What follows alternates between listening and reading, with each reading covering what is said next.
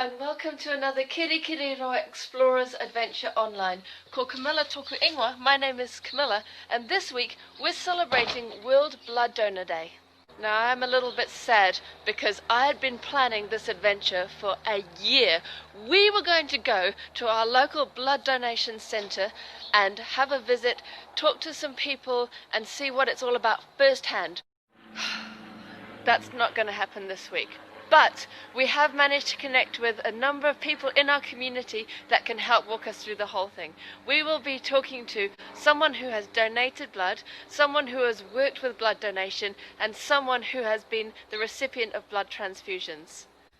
Then we're going to be doing an activity to help raise awareness about blood donation, so that hopefully more people will be encouraged to donate blood and more lives will be saved. The first person we're going to be talking to is Great Nana Kay. Great Nana Kay is a retired nurse. I caught up with her to ask her a few questions about the importance of blood donation. Good everybody, I'm here with Great Nana Kay. She's been a nurse for over half a century. Great Nana Kay, can you please tell us why do blood clinics need blood? Well, blood clinics need blood because a lot of different people have problems with their own blood, or they just lose it. If it's a bigger bleed and a lot of blood comes out of your body, it has to be replaced. The other thing that happens is that people sometimes have an illness where their body can't make the blood properly, or there is something missing from the one part of the blood. And what happens to the blood that's been donated at a blood clinic? It's collected from each person individually, and it's done very carefully, and they choose the people to collect it from. Very special people give blood. Almost anybody can give blood, but when you give blood you're a very special person because you are saving somebody's life. But you have to be over 16 years old. You have to be more than 50 kilograms in weight, so we're really looking for healthy people. Do the clinics always have enough blood? Usually they have enough blood because they plan carefully, and that's why it's really important that there are lots and lots and lots of people who are willing to give their blood so that they can plan to have enough. But if a major event happens, a big earthquake or something where there's lots and lots of people injured or sick, sometimes they will call people for extra blood.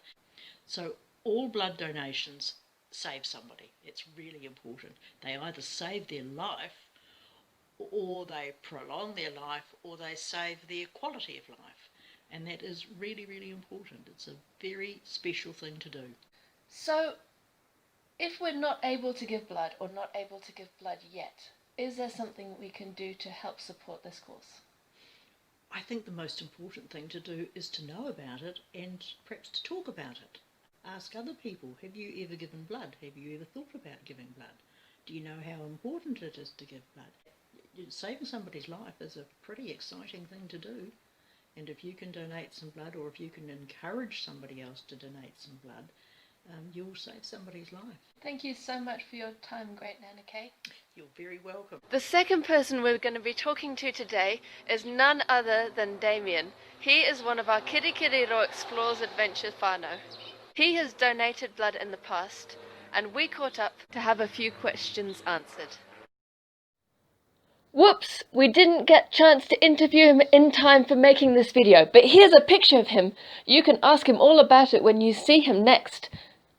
When we do get the interview sorted, I'll post it up on the Kirikiriroa Explorers Facebook page, so you definitely won't miss out. The third person that we're going to be meeting today is none other than my manager at Waikato, Jo. She is a recipient of multiple blood transfusions and is sharing her experience. Kia ora everybody, my name's Jo and I work here at Waikato. I'm a mum and I have 5 children and I receive blood.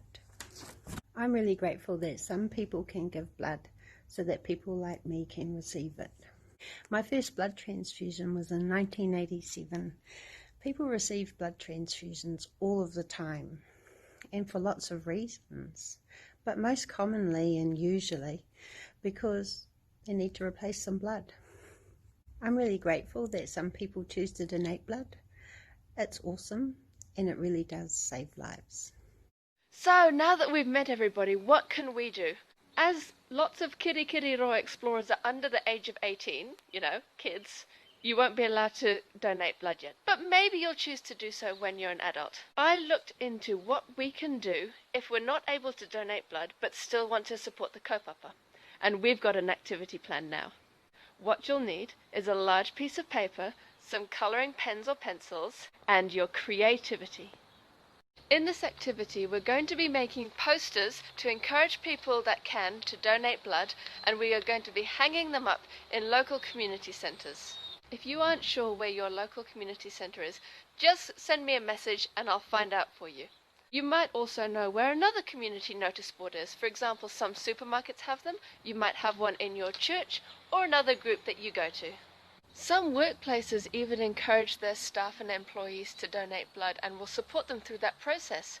Perhaps one of your parents or caregivers works at an organisation like that, and you could put your poster up at their work.